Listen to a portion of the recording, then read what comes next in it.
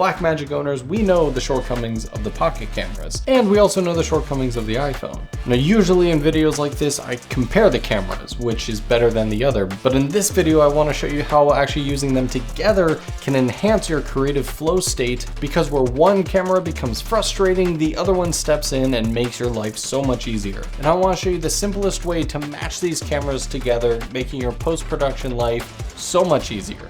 Every single clip in this video is graded by today's sponsor, 𝗦𝗧𝗨𝗙𝗙. If you're filming an Apple log or on a Pocket 6K, you only need 𝗦𝗧𝗨𝗙𝗙 to get that ARRI look on all your videos. Learn more in the description below. We're going to find two common scenarios that filmmakers may run into where a more expensive, bigger cinema camera is going to have a tough time being versatile. And that is shooting anything around water and really tight spaces. So first, let's talk about this water scene that I shot. There's a scene from American Horror Story where Emma Roberts walks into a shower, living her best life, and then all of a sudden her hair starts to fall out. And then this scary goat starts traumatizing her, and without context, it's a very weird scene. But I wanted to recreate the scene because my shower near my studio actually resembles the shower in the scene very closely with the tile and everything. And so what else does any other budget filmmaker do? They ask their significant other to act in this. So even though Michelle isn't blonde, you can suspend the disbelief and kind of fill in the gaps where you'd like. For the shower scene, I want to mimic American Horror Story pretty closely, and it seems like a pretty easy setup. Essentially just have a single top light, nice and soft, and it's got a grid on it so that way it feels really confined. At some point in the scene, it actually goes dark, but there's a little bit of blue backlight. So over here, I've attached a little Nanlite 6C, which will be set to a very low saturation blue setting to kind of give us that look. And then what I want to do is just showcase the different special angles that the iPhone can do, like mounted to the shower head, and match that to my Pocket 6K setup.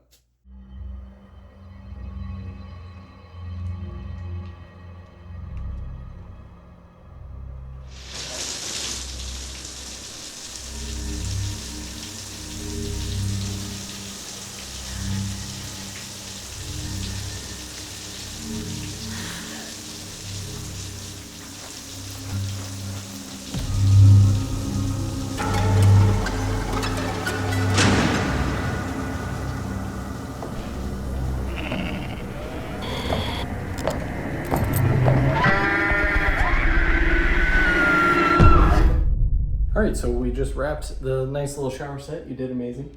And the hardest part of that shoot was definitely keeping the lens fully clear from totally fogging up. Steam obviously is a lot of times added in post. Actors are really just taking really cold showers, but of course I didn't want to make Michelle do that. So you essentially just clear the lens super fast, yell action, and have them do the actions and keep repeating that about every 20 seconds. If water's actually touching the camera or you're submerging it, on a bigger production, you're gonna wanna get a waterproof housing, which oftentimes costs significantly more than the camera's value itself. And even if you're not fully submerging it, you still have to either cover it, put a box around it, or use the fish tank kind of method that 𝗖𝗛𝗙𝗙𝗙 did a couple years ago. But regardless, using your precious camera around water can be really scary and take significantly longer to set up and make sure you are prepped properly. However, with the iPhone, literally just attach your phone to the tripod, shoot some water on it, get the shot you want, and it should all be good. As soon as I yell cut, take the phone off, shake it off a bit, just don't plug it in to charge for a little while, and you're basically fine. And besides waterproofness and just being able to get that initial shot, the other great thing is I wanted this top angle that was kind of the perspective of the shower head. And we've seen these in films all the time, but again, normally for big sets like this, they create a custom room where they can remove walls and, you know, they're shooting over the wall with a big camera rig. Where here I was able to just clamp my iPhone underneath the shower head, and I was able to get this final angle that I really wanted, and the water was getting very cold. Michelle wanted to get out. And once we wrapped the shoot and I created my own little original cut of this scene, we get into the color work. Now this is where the secret sauce of this combination is, and it actually has to do with today's sponsor, which is 𝗦𝗧𝗨𝗙𝗙. I've talked about 𝗦𝗧𝗨𝗙𝗙 in the past, but man, it continues to be my absolute favorite tool for any Blackmagic camera owners or iPhone filmmakers. The guys over at 𝗦𝗧𝗨𝗙𝗙 have created an 𝗬𝗙𝗐 to iPhone and a 𝗬𝗙𝗐 to Blackmagic LUT that are intended to be used separately, but ultimately change the way of each of these cameras to match with an 𝗬𝗐 Alexa. So I was easily able to apply the one LUT. Did I just say one LUT? Because, oh, is that why they call it one LUT? Because it's just what, you just need one LUT. So I applied one LUT.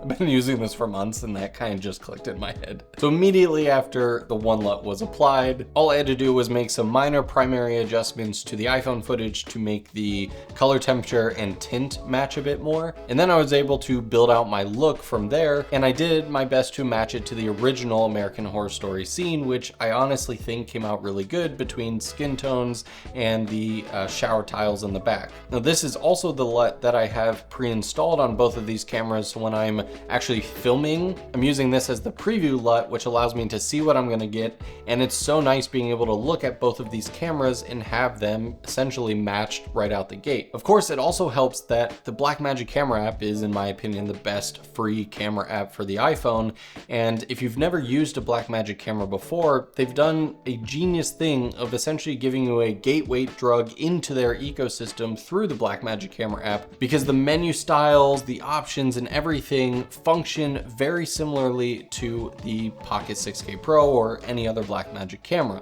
So that way, if you go from the iPhone to then the Pocket camera, the user experience is going to be very similar. Now, the second common scene that I've seen a bunch is inside of a fridge. Scene usually starts black, we quickly see the fridge door open, and we have the perspective of something sitting on a shelf inside a fridge. Again, sounds simple enough, but in terms of bigger cinema cameras, even something as big as the Pocket 6K, it's a little bit more cumbersome. On the big sets, you have essentially fake fridges that have the backs removed so that a big camera lens can fit behind there and shoot through it. Obviously, on more budget-friendly setups, we kind of just take the extra time, throw on the widest angle lens you have, you gotta stuff it in there. But again, there's no initial autofocus on the Blackmagic camera, so now you need the wireless monitoring setup, a remote monitor, someone pulling focus. It's not absolutely insane, but it does take some extra thought and definitely a decent amount more time. Whereas with the iPhone, you could throw on the wide lens, you could throw on the ultra wide if you really want kind of a funky look, and then just stick it in there, leaned up against the back of the fridge or up against another product. And even though you can't monitor or anything, you can kind of just get a bunch of different shots. Or if you really want to monitor, you can use this trick that I actually made a whole video on using a third-party app. Here's another reason why I love using these two cameras in my post-production workflow. So camera on the right is the iPhone, camera on the left is the Pocket 6K Pro. Basically did the same exact scene here. Now, I've already gone through and created my whole node tree and my nice little color grade for the iPhone and everything, and now I want to apply it to the Blackmagic. So I can just right click, grab a still like I always do, and now go to my pocket layer. So now we're affecting this side.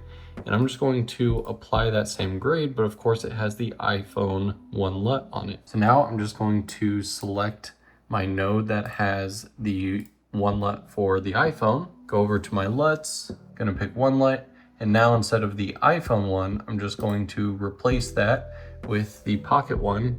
And now we can see that it is very closely matched already. So now we would have very minimal work to get them to match perfectly. A lot of what you're seeing right now, this is just the 1 LUT applied. There is no extra LUTs or really any changes, maybe some exposure tweaks in primaries, but this is the 1 LUT look. I love LUT packs just like the next guy, and I've certainly bought my fair share over the years like everyone else. But something that's so frustrating is when you have a photo or a video that you're trying to apply a look to, and you go through your newly bought favorite LUT pack. How many times have you experienced this where you're kind of just dragging the mouse over the LUTs and it takes so long before the colors really match up and look? You have to kind of create your own style. The beauty of this conversion LUT is because it's converting it to more of a 𝗬𝗐 Rec. 709 utility look, it works in every situation. You don't need specific warm tones or cool tones or whatever. This is converting it to a realistic but still cinematic look. And that is, to me, incredibly powerful. And when you try it out and see how awesome the footage is, make sure you tag them, because it's a small team over there, so they always appreciate the support and love seeing everything you guys create. A lot of people people think that I'm either paid by Apple or Blackmagic, two companies of which who don't really support creators in that way, never received money from any of them. And so hopefully that would prove to you guys just how happy I am with this actual combination, because whether it's the everyday camera that's always in your pocket or something that is still budget friendly but can give you the quality of a Hollywood level cinema camera, this is an absolute killer combination. And let me know what you think down in the comments below. Thanks so much for watching. Don't forget to get subscribed. I'll see you guys in the next video.